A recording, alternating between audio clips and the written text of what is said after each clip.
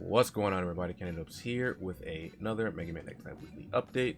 So today we're taking a look at the update for Global, which was actually unveiled on Friday, which is a lot earlier than last week. Because last week we found out that Dark Mega Man Mega Man EXE was coming to Global like 6 hours or so before it dropped. It was interesting, but new Halloween event, Dark Code Capsule, coming to X Dive next week. So we're getting this in Global. I think I talked about Dark Code Capsule once before in a weekly update, but I'll go over it again just in case. So the global version of X Dive is currently running its first Halloween event on all servers until November 2nd, and interestingly enough, that won't impact the arrival of another Halloween event even in the middle of it. Okay, that's wait, currently running the Halloween event? I guess we do have the Halloween, wait, do we even have the Halloween banners up right now in Global? I don't. No, yeah, we do. We just don't have an actual event going along with it. We do have the Halloween banners up though, so we don't have the Halloween event up. We just have the Halloween banners up on all servers, and I believe for both Latam and EU that this is the first year they've had access to the Halloween units, if I'm not mistaken. So, starting next Wednesday, the event stages a mysterious master of the Nocturnal Castle and the Gotcha Capsule, Halloween Sigma, Halloween Roll, along with launcher Death Diffusion, will be available on the NAEU and LATAM servers. Comes packed with a single free 10 pull. The character's DNA code will be available at a later date. That all makes sense. That's how it was released in the Taiwan version. That's pretty cool. Halloween Roll, Halloween Sigma, a very solid units. I actually kind of like the Death Diffusion a little bit. So we'll be ended up going over those things in the preview as well once we get into that. But following that, what's more, the Dark Code Capsule and the Dark Code Store will be available too. This capsule features Furham, Base EXE, and Proto Man EXE. By activating the capsule, players can get dark coins that can be used to purchase numerous S-rank weapons, characters, and memories in the store. When the event ends, dark coins obtained will remain in the inventory. Players can keep accumulating them until they get enough to purchase whatever they please. Every pull grants 30 coins, and there will be an option to draw a 10 pull for 300 elemental metal paid. The capsule can be activated with elemental metal non-paid too. We couldn't confirm if the paid option will extra coins like it does in the Taiwan version. Keep our people with Death social media for the latest info. So, I'm not sure how much I might have spoken about the Dark Code coins, Dark Code capsules before, but they really aren't worth investing into, to be quite honest, because the banners are pretty average at best. And then on top of that, if I can find the picture, the screenshot, you need a lot, I mean a lot of Dark Code coins in order to even begin unlocking something. And in the Taiwan version right now, I only have about 1,270 coins, and the minimum trade value you need, I believe, is 2,100 coins. Like, I'll have the picture here. I don't remember the top of my head. I think it was like 2,100 coins to get 10 memories of something. And I haven't done any pulls on the Dark Code. Like I said, I haven't done any pulls on it because the banners are pretty underwhelming most of the time, so they're not worth it. I just take the free coins they give, and I still don't have enough for even 10 memories of something yet. But the good thing is that they remain in your inventory so that you can keep them there at the very least until you get ready to use them. And maybe eventually one day I'll be able to get a bunch of memories. Now, okay, so what I just pulled up the screenshot on my other monitor over here. One of the screenshots of it. You need 2,100 coins for 10 memories, 3,900 coins for 20 memories, and then 7,500 coins for 40 memories, which would be enough to unlock an S-rank character, S-rank weapon. Now, with that, you might notice if we come down here, option a 10 pull for 300 paid elemental metal, which you know, that's not bad for a 10 pull, to be fair, but the pulling on an average banner is pretty it's pretty, like, you don't want to do that. And every pull grants 30 coins. Right, and every pull grants 30 coins, so it's going to take a while, because if you need 7,500 coins in order to get something fully unlocked, that's a lot of pulls. you'd have to do on this, like I said, on this average banner. But what I don't know is how the store is going to be stocked, right? Because these are going to be on the capsule. It doesn't really matter what's going to be in the store, because you would need to pull a lot on this banner in order to get enough to get that. But I'm just not sure if they'll be like off the bat they'll have like everything, like all the S rank characters available, minus the Die Fast and limited units for that. Though I believe the Taiwan version, that they did start adding limited weapons to that. So I might be thinking of something else. I'm thinking of something else. Never mind. But it is something that you can do eventually. Like, it's good that there's an option there, but it's just the method of getting the coins is not very good, and I highly recommend that people actually stay away from the dark code capsules.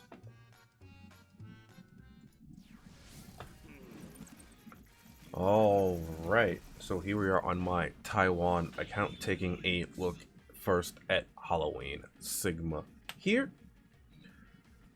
All right, so let's take a look at the active skills. First up, we have Penta Batshot. Release multiple orbs that ignore terrain and track targets. Each orb will deal 100% attack, 105% damage, attack damage. I don't remember if it tells me how many it drops. I guess it just doesn't here. Physical impact, increased damage multiplied by 20%, but the orbs are unable to ignore terrain. Charge impact, increased damage multiplied by 20%, but the orbs will travel at a slower speed. And then HP recovery, hitting a target, recover HP equal to roughly 5% of your attack. And this is probably the one you're going to have on most of the time, whether you're using it for PvP or PvE, just because it's when hitting, you gain your attack back, or you gain HP back, rather than, you know, having to defeat them or anything like that. One of these two would be nice, but this causes them to not ignore terrain, so they'll just like go poof if they hit a wall. And this one makes them travel at a slower speed. So it doesn't even say how much slower they travel at either. Some other skills tell you how much slower they're affected. But like I said, we have Hellfire Dust. After extinguishing Hellfire, dust will appear on the target and remain on the target for a moment before exploding, causing damage equal to 306% of your attack all targets within range. If there's no target in range, the dust will reappear on you instead. Now, 306% attack damage is a lot, and that is going to be very, very potent in, you know, dealing damage to the opposition. So for that, we have Dynamic Destruction. Inflict soul on the target after it's been hit to reduce wound speed by 51%. That is a fat speed reduction right there. Except we have Lockup Nullification. When hitting a player, the skill will cause Confuse, which will disable auto aim temporarily. Very, very nice in PvP. Both of these are very nice in PvP. And then we have Dust Burn. Contact the burn intake 15.3% attack damage every half a second. Again, that one is pretty nice as well. Although I feel that this one, it will probably be best for raid bosses in terms of words to be useful. For this one, Dynamic Destruction possibly. Net Confusion is pretty good as well. I think any of these are pretty good for PvP, realistically. But this skill right here is very, very powerful as well. Next up, for the passive skills, we have Changing into Crimson Duke. Gain Hellfire status that cannot be removed every 25 seconds and increase the damage of Hellfire Dust by 30% while causing dust to last on the target longer, which is very, very nice there. So increases your damage of Hellfire Dust by 30%, which already has a fat multiplier and causes it to stay there longer, alongside the Hellfire status as well for every 25 seconds, and it cannot be removed. The positioning system enhance the tracking effect of the Penta Batshot. Again, great there, because you already have the Penta Batshot able to pierce terrain, so having it lock on and track better is very, very nice. Hellfire Protection. When Hellfire status is active, reduce damage you take by 35%. So that is phenomenal right there. Just for existing with this status, every 25 seconds, you get not only a 30% amplification to your Hellfire Dust, but you also get a 35% damage mitigation as well. And because this can't be removed, that will be very, very nice to have. Then we have Seize. After hitting a target with Pentabat Shot, randomly take off 1 buff. This effect can only be activated once more after a full second cooldown. Again, very, very nice there. It'll be particularly impactful versus opponents that have buffs active on them, whether it's an inherent buff that they get or if they get a buff in PvP from beating the mobs, or a buff from a weapon or something like that. Then we have Demon Duke's Feast. When you are hit by an attack, you're able to use Hellfire Dust again and gain Hellfire status. This effect can only be triggered once every 10 seconds. This one I'm kind of ambivalent on. I do like being able to use Hellfire Dust again and gaining Hellfire status. The only thing I don't really like about it is that you have to be hit for that to trigger. Though if you're already in Hellfire status and you have your Hellfire protection up, this should just refresh the status and then you'll be able to use Hellfire Dust again. So that should be okay. I'm just not really a big fan of things triggering when you have to be hit because you can't control that as easily. That's really only like my issue with things that say you have to be hit for that to happen. So, and to my knowledge, oh, he does have DNA already. Okay. Oh yeah, he got it recently because this is a unit from last year. Okay, so let's take a look. Hellfire Defense, not take any damage when using Hellfire Dust. Okay, sure, that's not bad.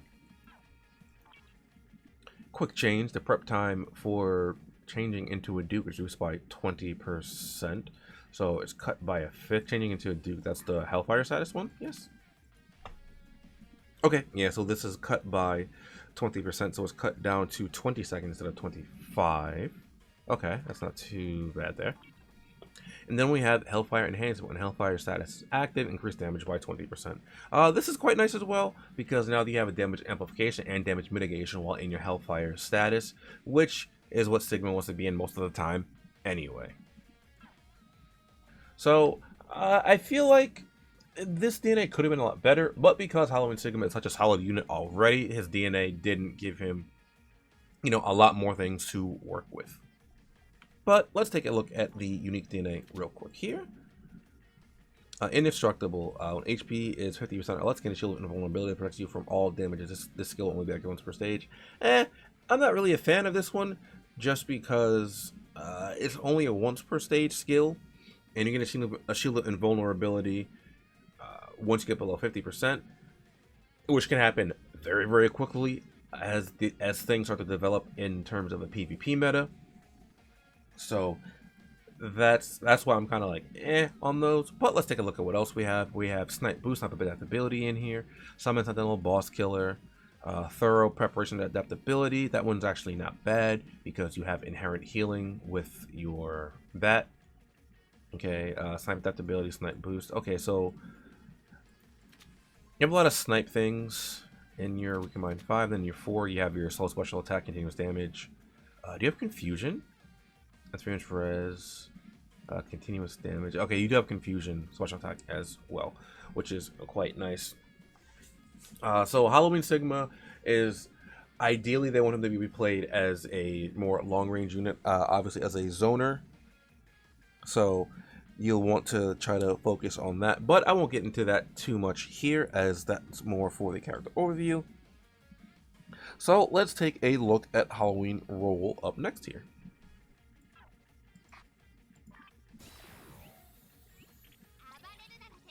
Oh, actually, before I do that, I didn't take a look at the splash screen for Halloween Sigma. Not bad there. Now, let's take a look at Halloween Roll real quick. As per usual, she is nice and adorable because that's what they go for with Roll and Rolls like iterations. Let's take a look at the splash screen here. Not bad. And Roll, I kind of like because Roll kind of just makes me think of like Sailor Moon, and I enjoyed watching Sailor Moon growing up on Toonami.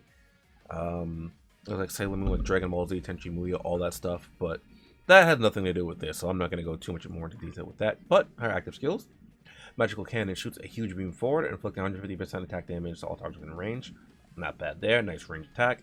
And as you can see from this, she actually has multiple buffs attached to that. So let's take a look here. First up, Magic Discharge Defense. When activating a skill, you gain a defense enhancement status, which will decrease damage by 30%. That's great. Downside is that it is a buff, which can be removed or yoinked. Over here, Magic Discharge Speed. Activating a skill, you gain accelerated stats, which will increase your movement speed by roughly 38%. Again, fantastic buff, but it is a buff, so it can get stolen or removed.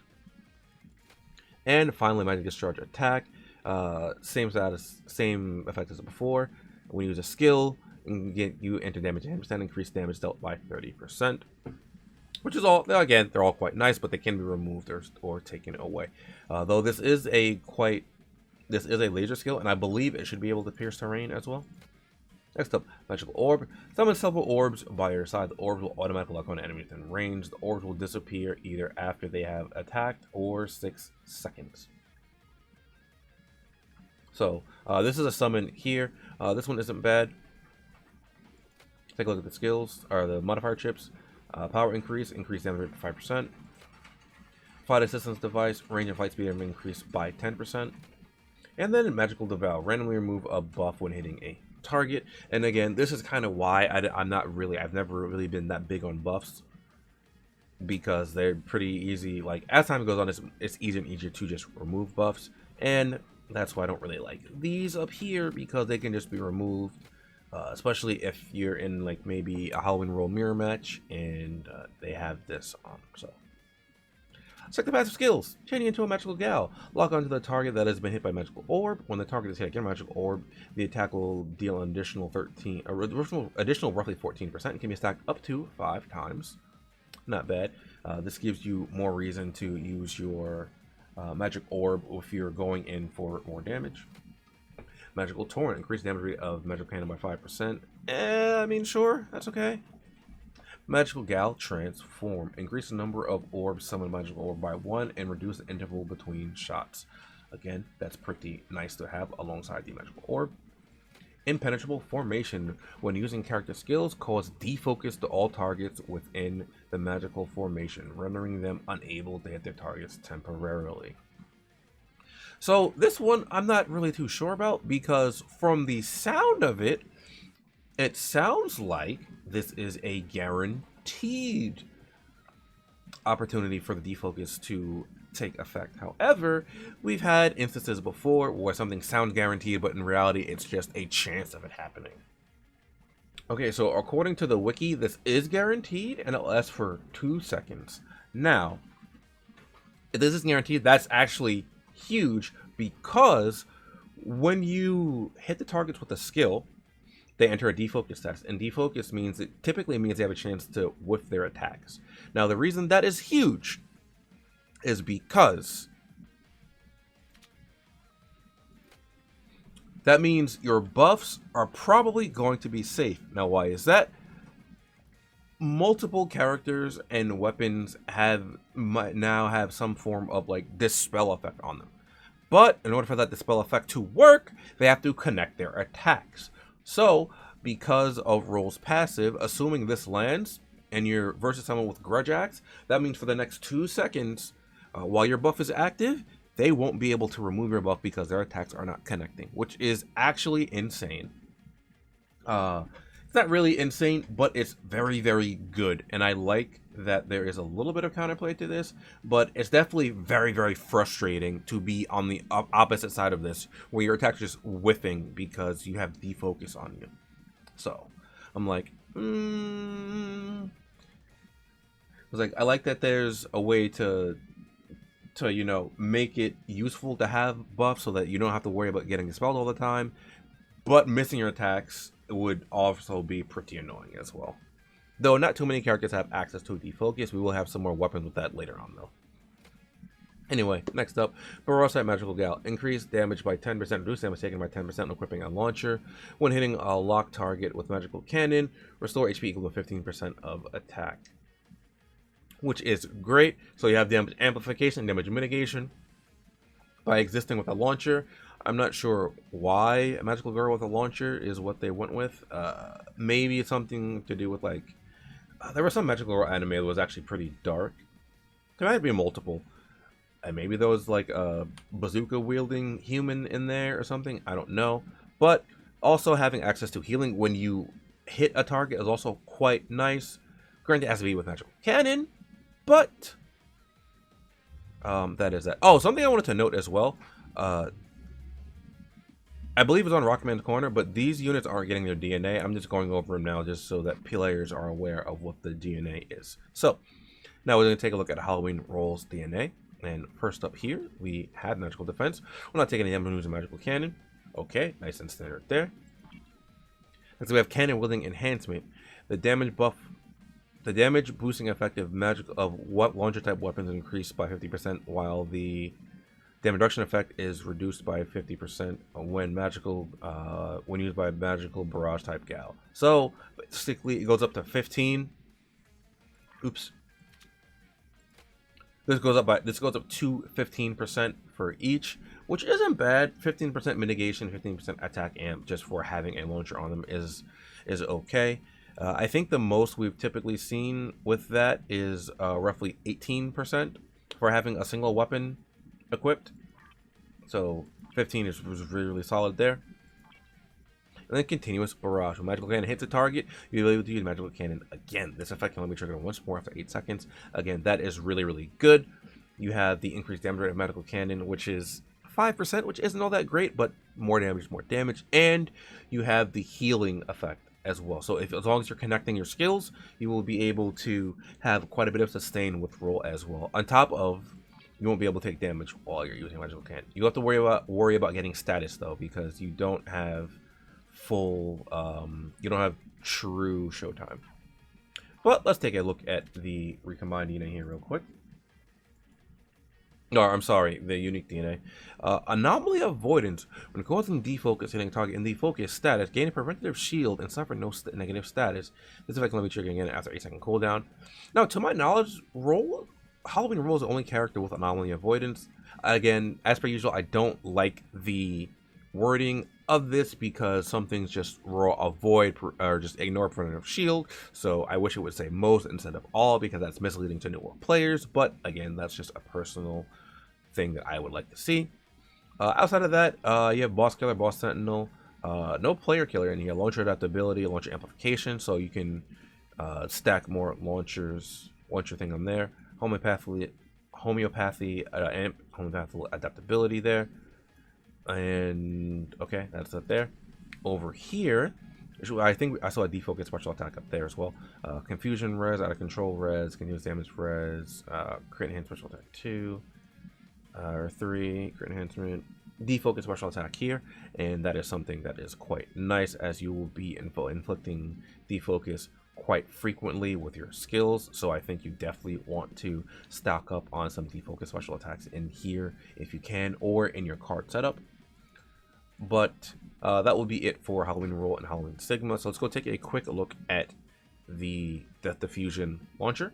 All right, and here we are with the Death Diffusion launcher. Now, I have leveled mine up, obviously, quite a bit because I got it for free last year, and I've actually been using it quite a bit. I like it a lot more than I thought it was, and it is not a limited weapon, contrary to what I initially thought, because I was like, oh, pumpkin Halloween theme is going to be limited. No, it's not limited, it's in a regular pool. Let's take a look at the skills over here real quick. First up, burn. So raw, right off the bat, you have access to burn. I think there's a chance to cause a target to burn and take 8% damage every half a second, which isn't bad. Next up, we have crit damage increase crit by 11 when using this weapon. Pretty self-explanatory there.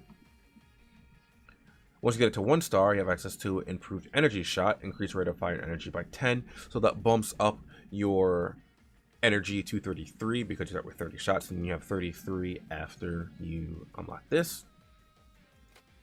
A crit increase when using this weapon, increase crit by 5. So that's more crit there, which is nice. Accelerant, increase the chance of triggering burn by 40%. Now, I didn't go over what the chance was of this to burn, but okay, I had to go check the wiki there because I actually wasn't sure on the proc chance, but it appears to be a base 20% chance, and then with this it should be roughly about a 40% chance. I don't know, 40% chance. Ugh. Wow, roughly a 30% chance, closer to 28, but you know, somewhere around there in terms of how often the burn's going to proc. And then power increase, increase damage rate by 5% when using this weapon. And as for the hidden skills, the first one I rolled was Confusion, so I just kind of left it there. Confusion, when this attack hits a player, it will cause confusion, temporary disable automatic aim. It's only be activated again after 10-second cooldown. Confusion resistant 50% chance to become immune to confusion. Continuous damage special attack, hit a target and continuous damage status. Increased damage you deal by 14%. And then crit amplification, increase crit by 35% when using this weapon. And for this one, I think this weapon is actually a decent raid weapon if using someone that can make use of launchers, just because it has the burn as the accelerant, and then it even has the continuous damage special attack as well. However, if you want to use it in PvP, you can also bring the confusion for that, or you can go with continuous damage special attack there as well.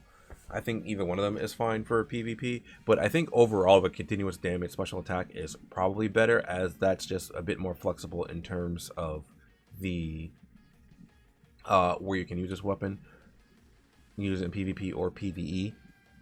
But also, I think it's a better chance of triggering the continued damage special attack, just because I feel like it's easier to trigger than the confusion more often than not.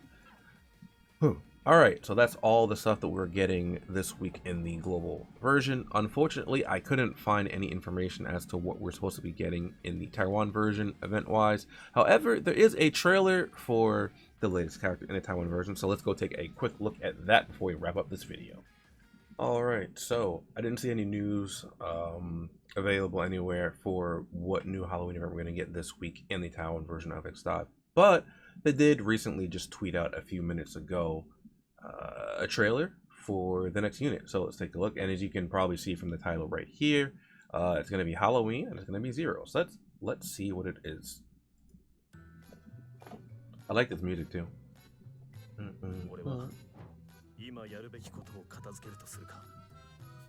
Okay, I kind of like it.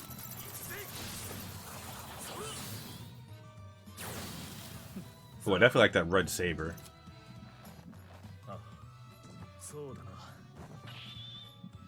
Like the red and black, okay. Blood Red Massacre. Ooh. Okay, so it basically has its own right arrow. The Blood Red Energy, okay. Confusion able to use a weapon, unable to use skills. Ooh, okay. Kagetsurin. Oh, Kagetsurin! Oh, that's a similar name to, wait. You said it steal the compression of your opponents. Oh, okay, wait. Kagetsurin, that's a similar name to the Awaken Zero's,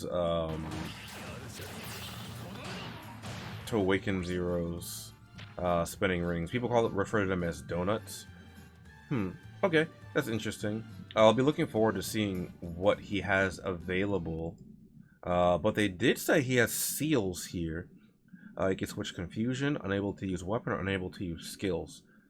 So I guess those are the three skill chips, or the modifier chips you can use with it.